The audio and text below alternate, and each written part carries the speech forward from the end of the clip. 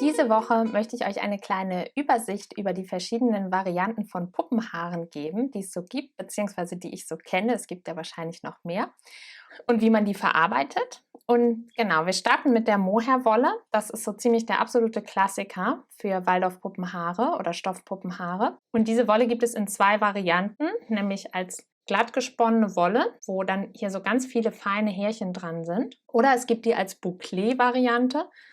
Und da sind die feinen Härchen zu Locken gesponnen. Das sind dann so mini kleine Loops sozusagen, die hier mit eingearbeitet sind.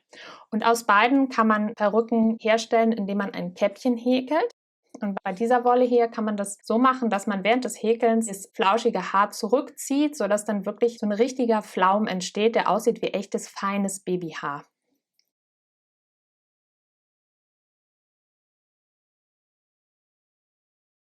Die zweite Variante ist, dass man ein Käppchen häkelt und in das Käppchen Haare einknüpft und dann hat man eine Langhaarperücke und das sieht so ein bisschen aus wie Dreadlocks, finde ich.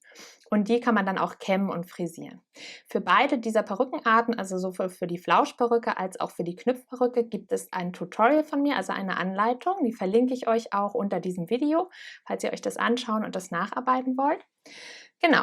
Und noch klassischer ist die herkömmliche Wolle. Früher wurden Waldorf-Puppenhaare tatsächlich aus ganz normaler Wolle gemacht, oft. Und das kann man auf dieselbe Art und Weise machen. Eine Flauschperücke kann man damit natürlich nicht nähen, aber eine Knüpfperücke kann man auch nähen. Und man kann die Haare auch aufsticken.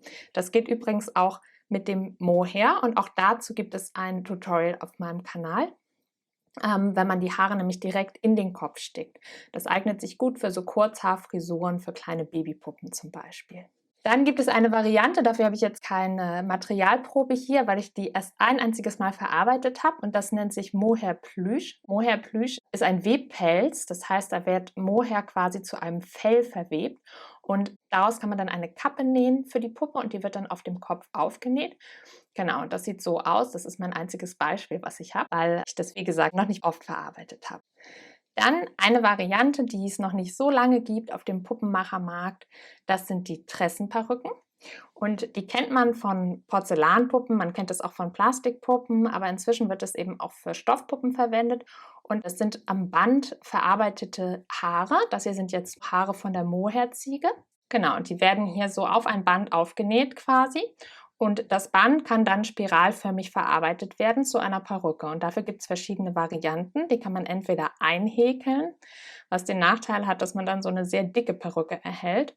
Oder man kann ein Käppchen anfertigen, das man entweder häkelt oder das man näht und dann wird die Tresse auf dieses Käppchen aufgenäht. Auch dafür gibt es ein Tutorial in meinem Kanal, das ich euch unter diesem Video verlinke.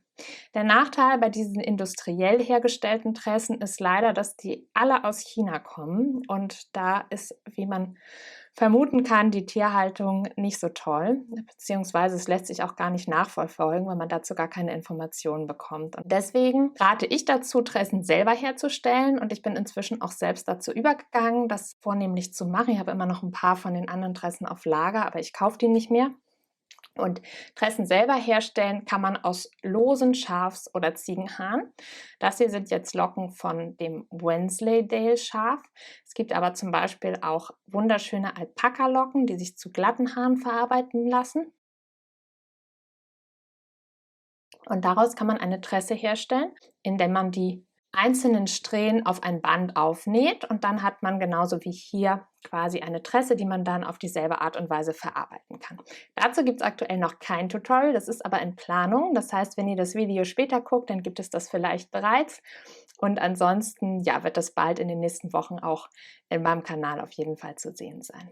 Und eine letzte Variante gibt es noch und das ist das Tibet-Lammfell. Auch das habe ich bisher nur zweimal gemacht, weil ich finde, die Verarbeitung ist sehr, sehr anstrengend, weil man tatsächlich das Leder nähen muss und ethisch auch ein bisschen fragwürdig. Deswegen meine favorisierten Materialien sind die losen Locken, direkt von der Farm gekauft und die Mohairwolle. Genau, wo bekommt man das alles her? Also die Mohairwolle bekommt ihr tatsächlich sehr gut bei Wollknäuel und Wollknäuel bietet einmal Mohairwolle eine Hausmarke an. Die ist tatsächlich super. Ich finde die Farben nicht ganz so schön, aber die haben auch Dollymo und das ist so ja der bekannteste Mohair-Wollanbieter für Waldorfpuppen und Dollymo ist zwar ein bisschen teurer, hat aber wirklich wunderschöne Farbtöne. Die Mohair-Tressen, die gibt es bei wechselnden Anbietern, die kriegt man auf Etsy, aber wie gesagt, meine Empfehlung ist, die Tressen selber zu machen, um ja, das nicht zu unterstützen, dass da irgendwie Tierquälerei geschieht. Diese Wednesday-Locken, die kann man tatsächlich direkt von den Farmen oft kaufen. Da muss man sich ein bisschen schlau machen oder einfach mal nachfragen. Da gibt es auch auf Etsy viele Anbieter. Man kann aber auch einfach nach Farmen, zum Beispiel von Wensleydale oder nach Alpaka-Farmen googeln und da direkt hinschreiben und fragen. Die verkaufen diese Locken fast alle. Achtet, wenn ihr die kauft, dass die bereits gewaschen sind und möglichst auch sortiert, weil sonst bekommt ihr die mit, hier sieht man es noch, mit allen möglichen Verunreinigungen drin. Und das ist dann nicht so schön, weil man hat wahnsinnig viel Arbeit, das dann zu reinigen und hat auch viel Ausschuss beim Verarbeiten, weil man einfach viel, ja, wenn man 100 Gramm kauft, dann kann man davon ungefähr nur die Hälfte tatsächlich auch verarbeiten.